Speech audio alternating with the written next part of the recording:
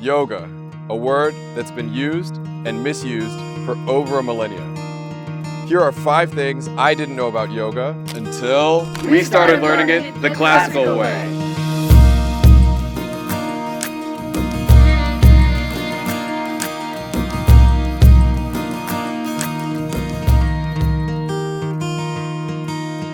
Number 5.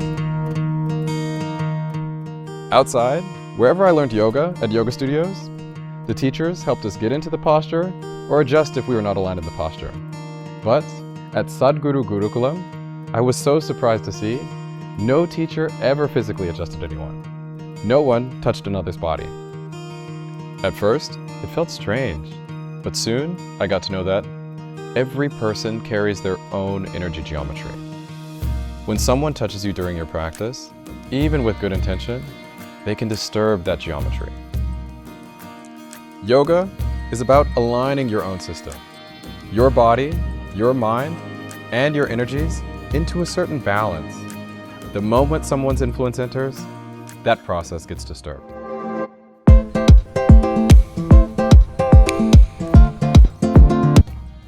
No. We don't do this during the practices.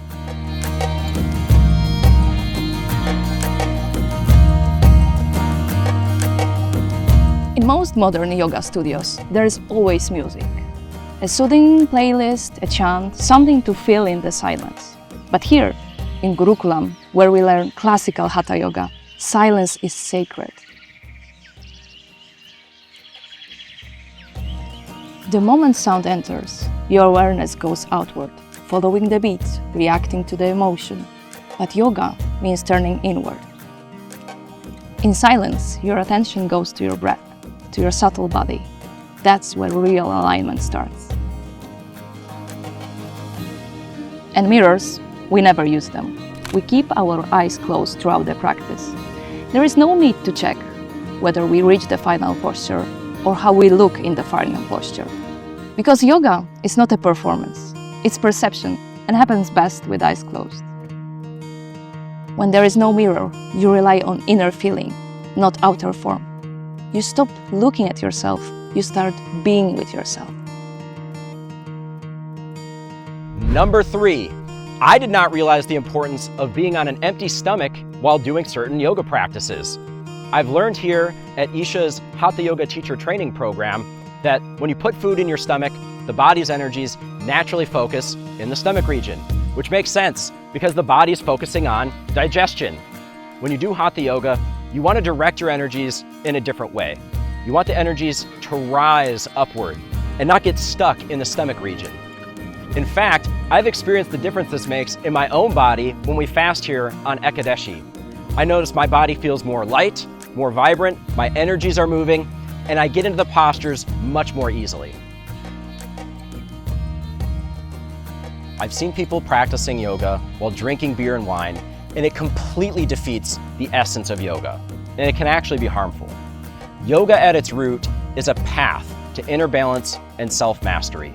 Alcohol is an external stimulant that completely disrupts that inner equilibrium. Sadhguru once said that taking a stimulant and calling it yoga is like pressing down on the accelerator and the brake at the same time. I'd say that's like spinning your wheels and going nowhere.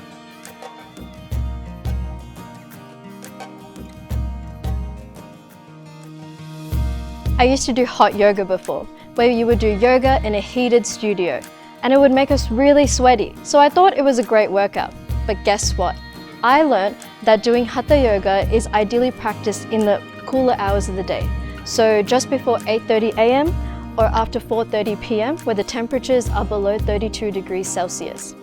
Practicing in the midday heat can actually cause the internal heat or Ushna to rise, which leads to cellular damage.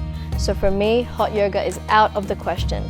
And FYI, yoga is not a workout, it's an inner process. Number 1.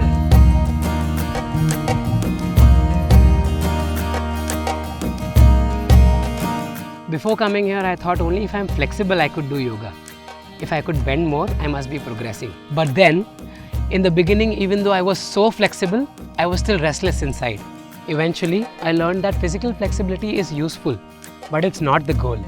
It's just a preparation. When your body becomes still, your breath becomes subtle, and your mind stops chasing, that's when something extraordinary starts to unfold.